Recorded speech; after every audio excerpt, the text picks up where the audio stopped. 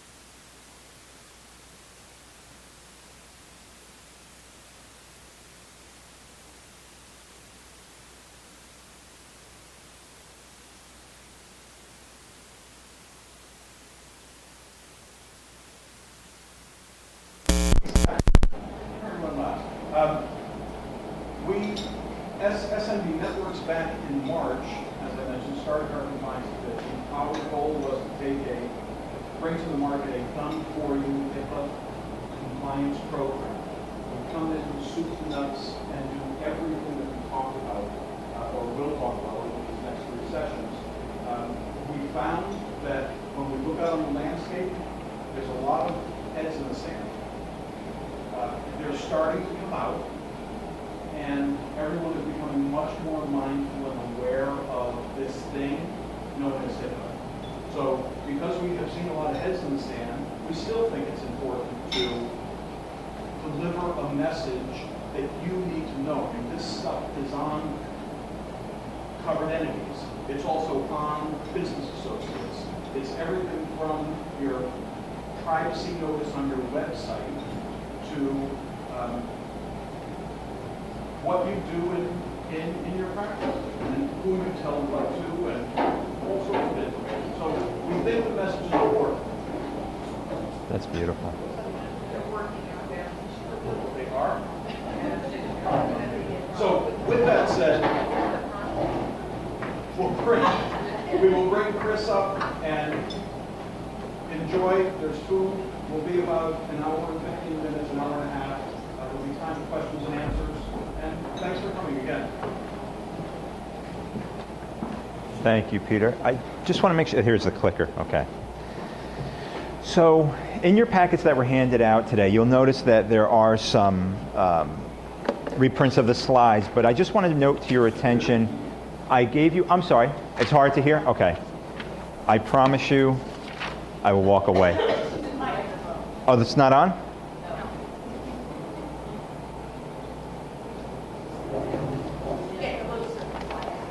No, it's not even on.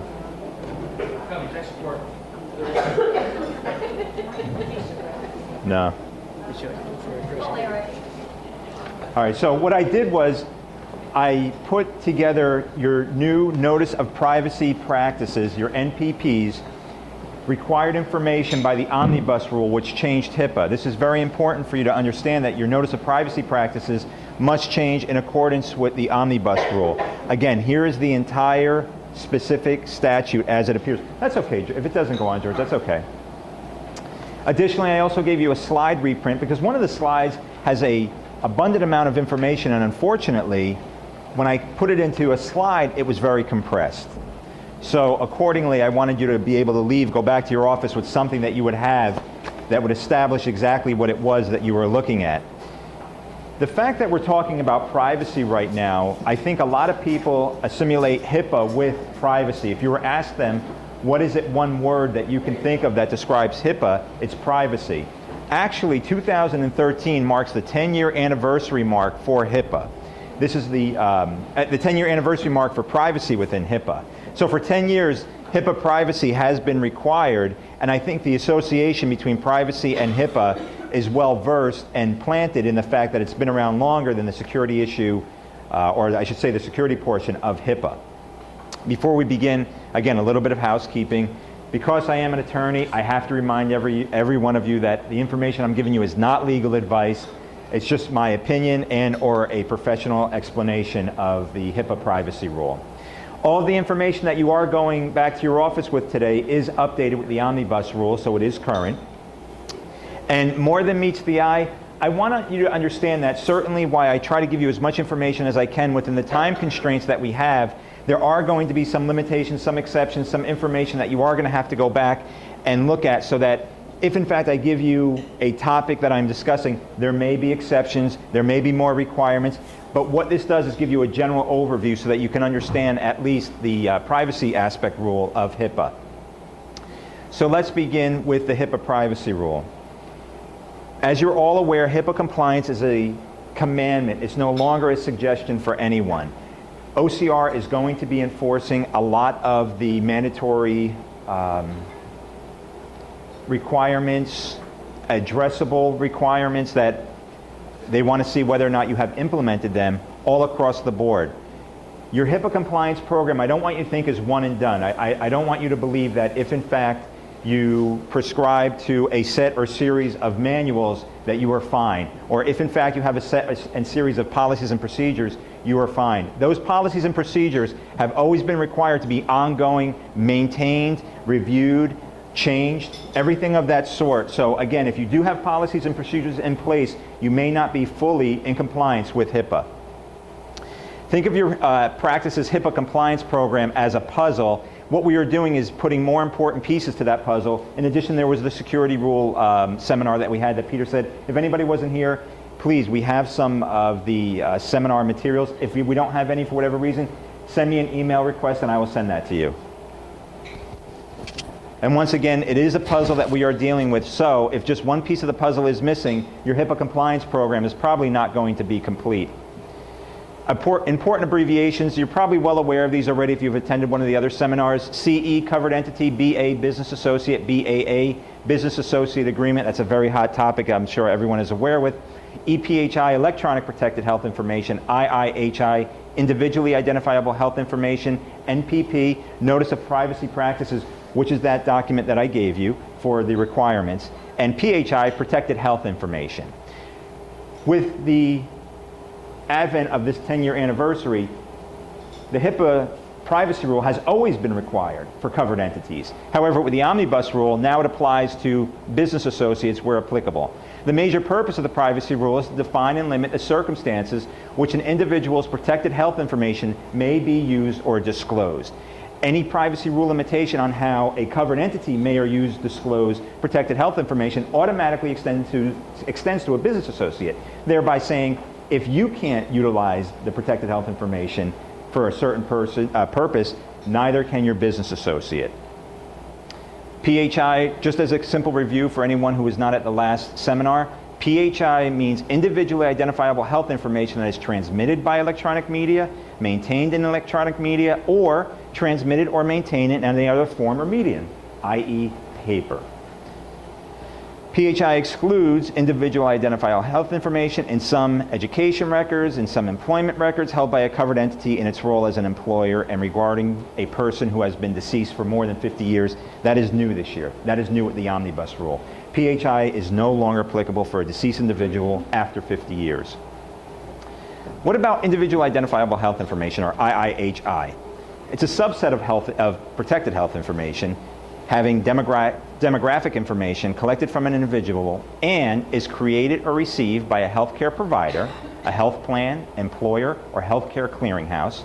It relates to the past, present, future physical, mental health, or condition of an individual, the provision of healthcare to an individual, or the past, present, or future payment for the provision of healthcare to an individual, and it identifies the individual, or with respect to where there's a reasonable basis to believe the information can be used to identify the individual. So it may not be so selective that you could say, oh, this is so-and-so, but if you were to look at the information, you could probably make a guess as to who this individual is that they are speaking of. Complying with the privacy rule, again, putting another piece in the puzzle. The first two things you should immediately do following this seminar, if you haven't already done so, for your compliance program. Designate a privacy official who is responsible for the development and implementation of the policies and procedures of your practice, the covered entity. Designate a contact person or office who is responsible for receiving complaints under the privacy rule and who is able to provide further information about a notice of privacy practices. These are the first two things you should really do immediately within your practice. Speaking of the complaints that we spoke of here as the person or office who is going to be receiving those complaints, the covered entity must provide a process for individuals to make complaints concerning, number one, the covered entity's policies and procedures required by the privacy rule and HIPAA's breach notification requirements, or for them to also complain about the covered entity's compliance with such policies and procedures for the requirements.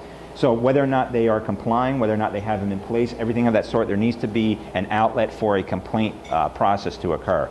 A covered entity must document all the complaints received. Documentation is key with HIPAA compliance. If you do anything with your policies and procedures, if you do anything with HIPAA, always, always, always document it, always, always, always retain and maintain that. That's just not a suggestion, that is required by HIPAA. Now, let's talk about your policies and procedures. You must implement policies and procedures with respect to protected health information that are designated or designed to comply with the standards, implementation specifications, or other requirements of the privacy rule and HIPAA breach notification requirements. So you must have these policies and procedures not only in a manual, but they have to be living, they have to be live, they have to be implemented. The policies and procedures must be reasonably designed, taking into account the size and type of activities that relate to the protected health information undertaken by your practice, that is the covered entity, to ensure such compliance. Go ahead, Peter. I was going to ask a question. How can, let's assume that a practice goes online and downloads privacy policies or whatever you can download online. You actually go and buy HIPAA documentation, a fill-in-the-blank kind of documentation. How do you make those living and breathing, and how do you make them part of what it is that you're doing within the practice? You never want to keep them on the shelf, number one. You never just want to download and, insert entity name here and leave them there. What you need to do is actually download them, put them in your manual, open them up, train your staff, review with your staff, train new employees, review when in fact there may have been a potential breach. That practice manual has to be open again for your HIPAA compliance program. Everything and anything that you can think of that relates to HIPAA should be documented in that policy manual as well and retained. If a policy changes, which it should, because by operation of law, the government will release new standards, or in the alternative, just by operation of the fact that you have a new employee or something happened or there was a termination, there was a hiring, there's a new doctor brought on, all that information needs to be reviewed constantly. And the reason I bring that up, it was a loaded question, obviously.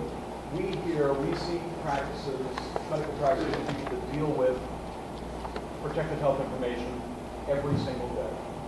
And I've heard practice managers, I've heard providers, I've heard people that work in the practice say things like, we're all set with HIPAA.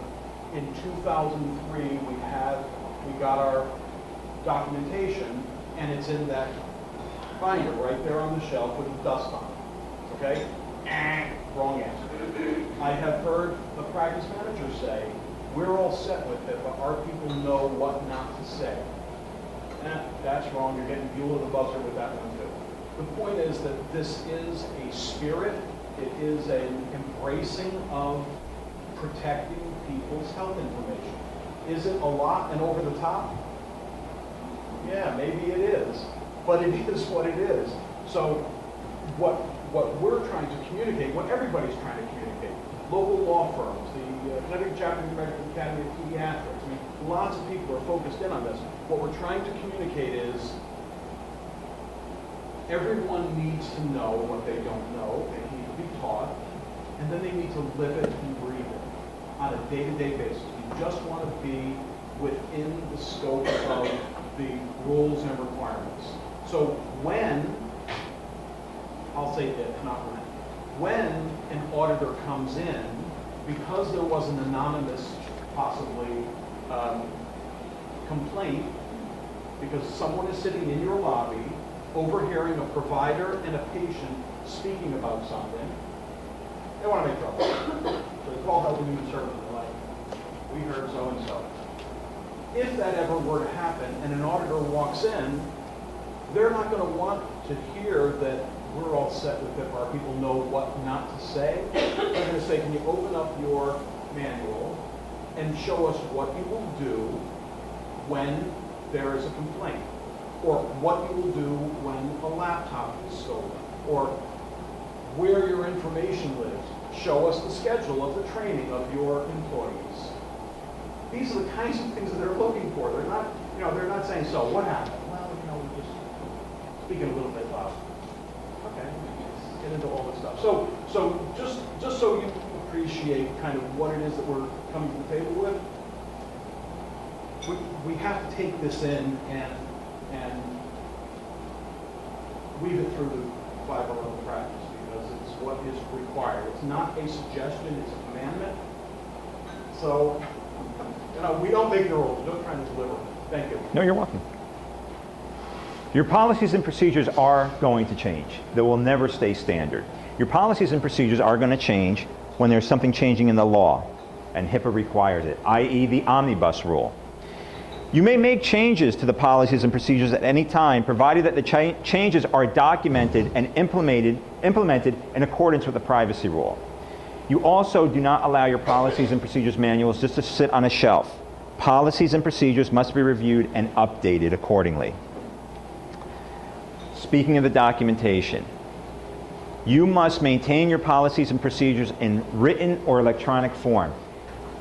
In the day and age of the advent of the internet and everybody being able to grab a mobile device, I understand that there might be a little bit of a recognition to keep everything in electronic form. However, I still hold true to believe that having something in paper and in a book and a manual really speaks a lot. You can flip through the pages, you can tab them, you can do everything like that. I know you can do that in electronic form, but I think it just maintains itself a little bit better with the issue of having a manual open in there in paper form. So I do like having it in written. You can have it in both, written and or electronic. If a communication is required to be in writing, maintain such writing or an electronic copy as documented. Of course, documentation is key. I can't say it enough. In the event of a use or disclosure in violation of the privacy rule, maintain the documentation to sufficient to meet your burden of proof, demonstrating that all notifications were given in accordance with the rules and requirements of HIPAA. You must retain the documentation for 6 years from the date of the creation or the date when it was last in effect. What do you think is going to occur? The date it was last in effect, right?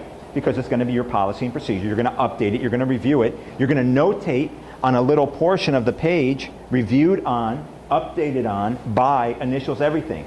Anything and anything that you can think of, anything and everything that you can think of, if someone were to come in from the government and say, let me see your policies and procedures, what were you doing with them? Once you open it up and you have a timeline, well, yeah, we trained our staff on this date.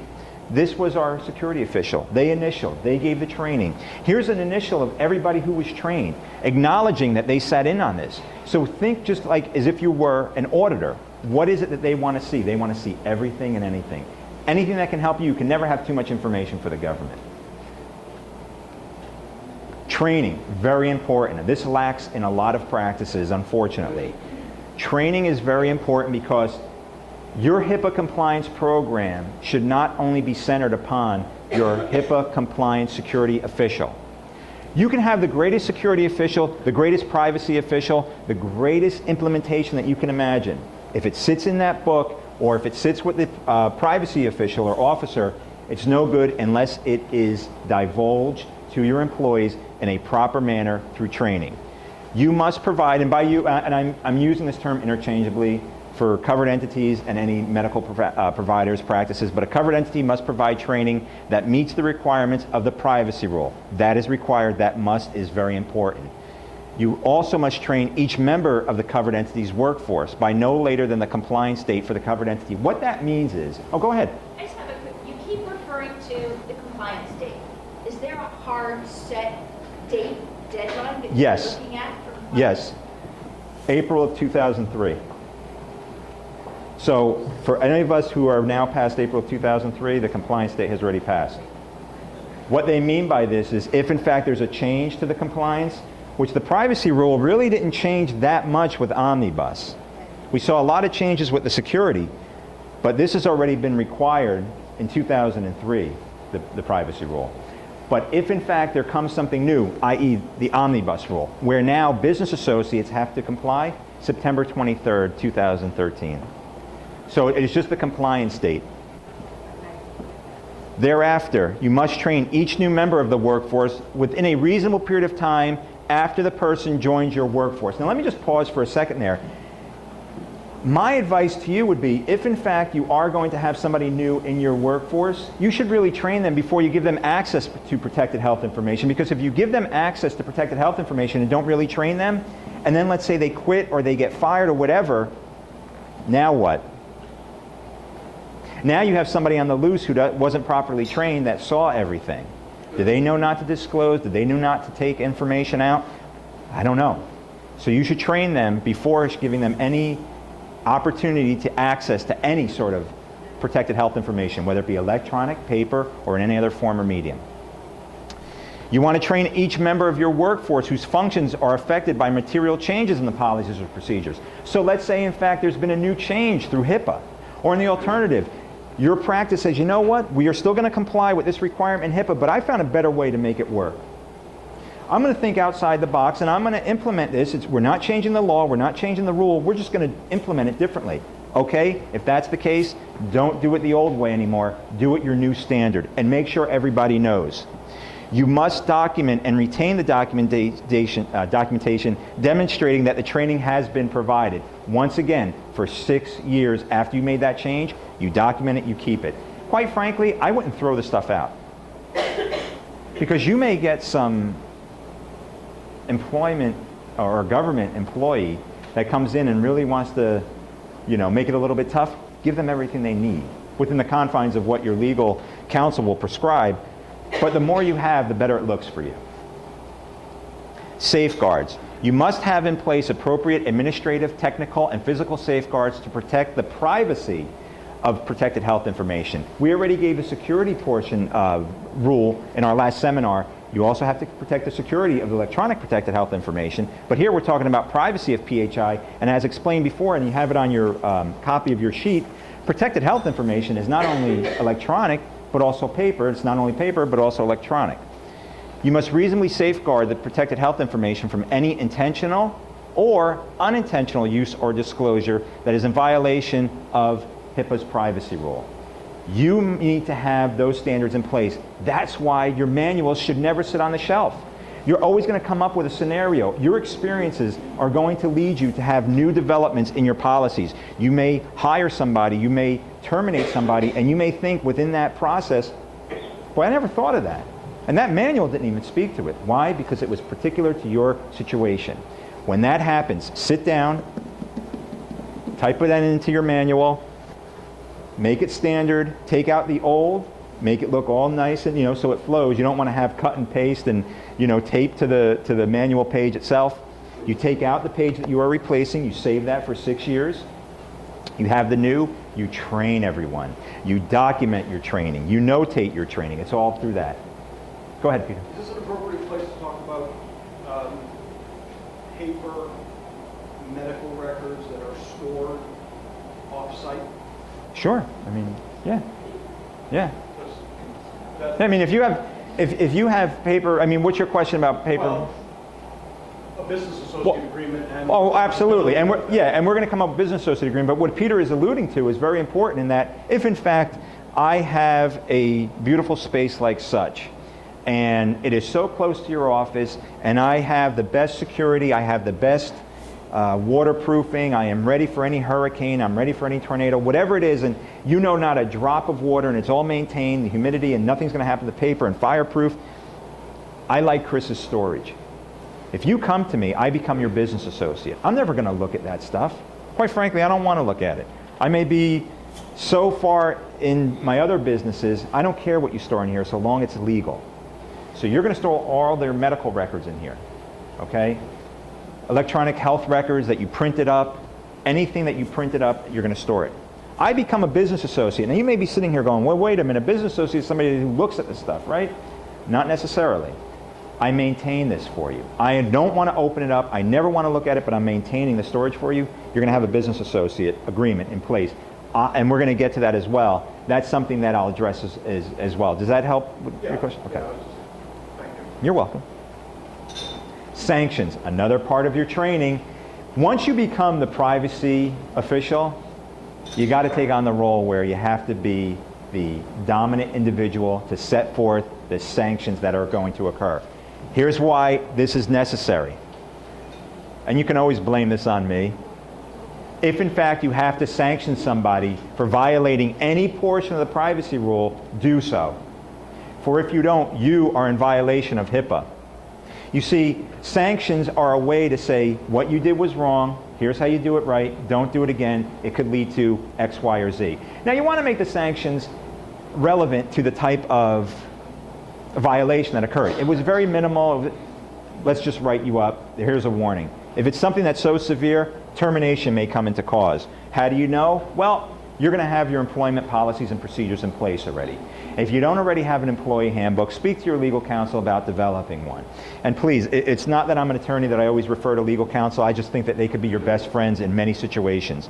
You're in an environment where if in fact you have legal counsel, you should refer back to them for situations such where you start crossing the line. Here's HIPAA. You didn't do something you should have done. We have to terminate you, or you did something you should not have done, or vice versa, whatever it is. We're in the realm of HIPAA. We have to terminate you. Legal. You want to maintain that if you, in fact you have HIPAA, separate that line. They do blend, they do marry once in a while, but understand that you always want to have the protections. You may have to release somebody. You want to make sure that everything is done by the book as required by your legal counsel. Always, always, always document those sanctions that are applied. On this date, we sanction so-and-so for doing such and such. Mitigation. Lesson. You must lessen, to the extent practical, any harmful effect that is known to your practice, if you're a covered entity, of a use or disclosure of protected health information that's in violation of the policies and procedures or the requirements of the privacy rule. So, business associate that I am, you have these volumes and volumes and volumes of protected health information, and we're going to store them here because this is the best place you can find. You find out through talking to Peter, who happens to know me. Peter and I are going to go play golf later. And Peter goes into your office, he goes, yeah, you know, I'm dressed up, I'm going to go in a tournament, I'm playing with Chris, and the same Chris that has that storage? Yeah. How's he doing? No, he's good. He as a matter of fact, he said you brought all those records over. Yeah, he goes, you know, I didn't know Jane Smith was a patient of yours. Now you sit back and you go, what do you mean by that? Yeah, she had this whole procedure. I didn't know she had an abortion. When did I not know? I mean, who was it? Was it Mark? Was she with Mark? Now you should stop right there. Every alarm should be going off in your head. You know that I am violating protected health information. I am violating HIPAA. Everything is going on. The first call you should make is to me saying, we are terminating the contract if this cannot be resolved. The second thing you should do is call your legal counsel. The third thing you should do is get together everybody who has importance within your entity. You then sit down, you're going to open up that privacy. What happens in the case of what? A breach. I'm looking at stuff. You don't know what else I'm doing with this stuff, right? I might be selling it. If you know that I'm doing something wrong, you have to lessen that effect. Lessen that effect by immediately contacting me, telling me stop looking. That's the first thing you're going to do. You may say, give us all that stuff back. I don't trust you. You're mitigating. You're lessening the damages that could occur by me having that. You're going to sit me down. You're probably going to have your legal counsel send me a nice little letter that says, be at our office at this time and date. Tell us what you saw, how you saw it. And you're going to be, oh, by the way, documenting everything. Because now, if I am the person who is Jane Smith, and I hear that all this information was let out, what do you think I'm going to do? I'm going to sue. Well, you can't sue on your HIPAA. Let's worry about that later. I'm going to sue you. The practice. I'm going to sue Chris's storage unit. I'm going to go after everything that I can. When HIPAA comes in, they're going to say, what did you do to prevent this? And you're going to say, here's what we did. The minute as a matter of fact, we didn't know. The only way we knew is because Peter came in our office. And these are all the steps we took. I don't even mind if you sat there and said 1058 called, 1102 spoke with. The more you have, think about it. Imagine you were in court. 1102 you spoke with, you write. Is this your handwriting? Yes. Sign everything. Document everything. Anything and everything that you can think of, do, so that if you have to be called back, you may be with another employer, but you're going to be called back as a witness. Business operating procedures. Am I scaring you too much? I don't mean to. But those are just things that I've heard. Those are scenarios that you hear of people actually happening. Okay, uses and disclosure of protected health information. This is very important. You, nor your business associate, may use or disclose protected health information as permitted or required by HIPAA. You cannot violate HIPAA. If HIPAA says you can do it, and your business associate probably also can, but if HIPAA says no, neither you nor your business associate. It seems common sense, but what I think the government has seen in the past is, hey, we're a covered entity, we really can't do this, but you know, it'd be nice if someone got that stuff to blank and then the business associate takes that lead and goes. So if the claw holds you down, it also is going to hold your business associate to the same standard. Now, your need to use or disclose protected health information to carry out treatment, payment, or healthcare operations. The government doesn't want to stop you from your practice. They don't want to impede you from earning a living and having the doctors being able to treat individuals. However, except where prohibited, or the necessity of an authorization, you all have seen, I'm sure, the release of protected health information. They may have termed it release of information, anything of an authorization that you have that is required pursuant to HIPAA. A covered entity may, consistent with HIPAA, use or disclose protected health information for treatment, payment, or healthcare operations. Again, it's within the confines of HIPAA. You are required to disclose protected health information to an individual when requested under and required by HIPAA. So if I request it and I have the right to request it, you have to give me the protected health information, or the government comes in, Secretary of Health and Human Services says, we are investigating you, we need to have this information. You can't just sit there and go, whoa, that's protected health, I can't give you that. No. Under this circumstance, you are required. Your business associate is required, it's not may or may not, is required to disclose protected health information, once again, when required by the government, under HIPAA, because there's an investigation, to the covered entity, the individual or an individual's designee, and we're going to go through an individual's designee, and some stuff has, given a little bit more of relevance to individuals' designees or representative parties, if you will, in the most recent. This is as necessary to satisfy a covered entity's obligations under HIPAA. So if somebody says, hey, I want to see my protected health information, you have that information over with your business associate, you can authorize your business associate to say, release this information. Now, you may already have a business associate agreement in place that says, I, as the business associate, I may hold this stuff. I don't feel comfortable releasing it. When someone comes to our office, I don't feel too happy about that. Why don't we do this, covered entity? You call me up, you tell me you want this stuff, I'll rifle through, I'll give you what you want, I'll bring it to your office, you then handle it. Because the last thing I want is for them to say that I looked at this or I know somebody, it's a small community. So however you want to have it with your business associate is fine, just make sure it's spelled out in your business associate agreement. A covered entity is permitted, so again, permitted, you may or may not, disclose or use protected health information to the individual. Well, I just said a moment ago that you are required. Well, there are going to be circumstances where someone may knock on your door, I want to see everything, and they're a little intoxicated or anything of that sort. So we'll get to that. For treatment, payment, or healthcare operations as permitted in compliance with HIPAA, if you notice now, or if you may have heard, if in fact somebody pays cash for the treatment that's being rendered and they say, look, I don't want anybody to know what I just got done in there. They may be a celebrity. They may just have ties to the community. They may know that people that work in that office are going to start doing this the minute that they leave. If in fact they pay, that information cannot be disclosed. Then they pay in full. That information, and they say to you, I do not want this information released to my insurance company, you have to now abide by that request. You cannot. And this is a big problem. Peter and I just sat in a seminar in Manhattan 2 days ago, and there was a bunch of attorneys around, and all of us just sat there, and I even said to Peter, how do you go and bifurcate, cut, dissect this portion they don't want the insurance company to see, but let that portion be picked up by the insurance company? You're just going to bill the insurance company, right? Well, get ready for a nightmare. And the government, you know what they're saying? Oh, you'll figure it out. We figured out all these rules. We didn't have the time to sit down and figure out how you're going to be in compliance with this. That could happen. You're permitted to use or disclose protected health information incident to a use or disclosure otherwise permitted or required by HIPAA's privacy rule. So again, if the HIPAA says that you can do it, you can do it. Pursuant to a valid HIPAA compliant authorization. These words are important, valid and compliant. I am going to go over with you the requirements of a HIPAA authorization, what makes it valid and what makes it compliant. There have been many more times than not, and I was in private practice, that people would send me HIPAA authorizations. They weren't compliant. I would have to send them back to these big law firms out in Manhattan and get over into hours of discussion rather than just have their client fill out something.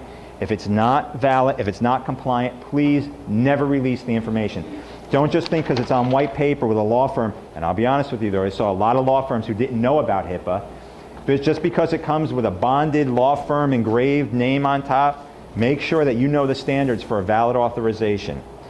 Also, you are permitted to disclose or use protected health information pursuant to an agreement by the individual. If the individual says, sure, you can release that information. My wife is waiting for me outside. She's going to come in. It's okay if you tell her what's going on. I'm fine with that. They may have had an in-house procedure in your office. It may be that they were at a hospital having a procedure.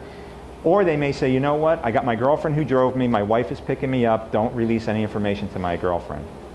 That happens. That does happen.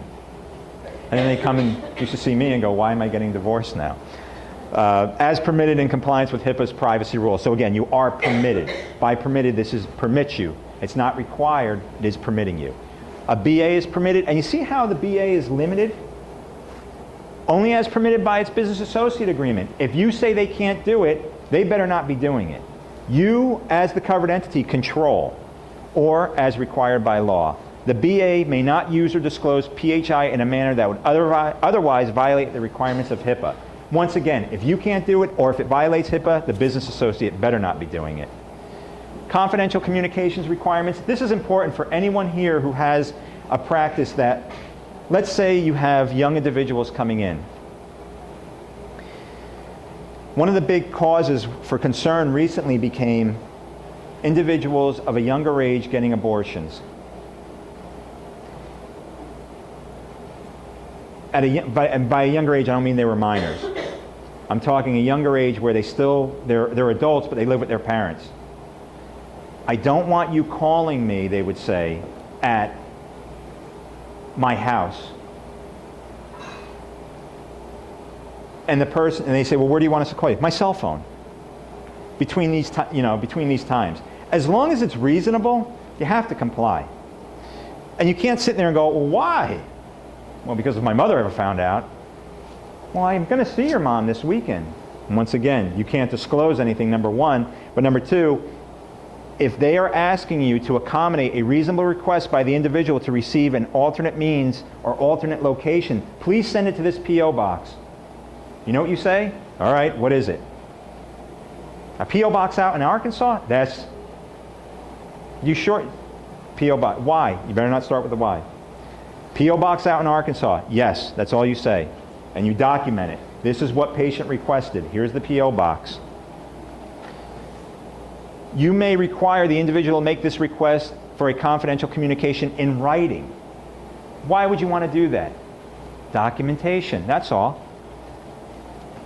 You may condition the provision of a reasonable accommodation when appropriate, how payment, if any, will be handled. Okay, if we send this out, who's going to be paying us? I'm going to be paying you. Okay, that's fine. The specification of an alternate address or other method of contact. Once again, a lot of people I have seen open P.O. boxes. HIV, sexually transmitted diseases. It's just because of the tenacity of what we see in society right now. People are starting to realize that the internet has opened up a line of communication that was never thought before. Anything and anything can sometimes be found on the internet. The last thing they want is something like this being traced back to them. If they get hired, if they had cancer, anything like that, they just don't want it disclosed. That's fine. Send it to wherever they're asking it for, as long as it's reasonable. Again, you may not require an explanation from the individual as to why.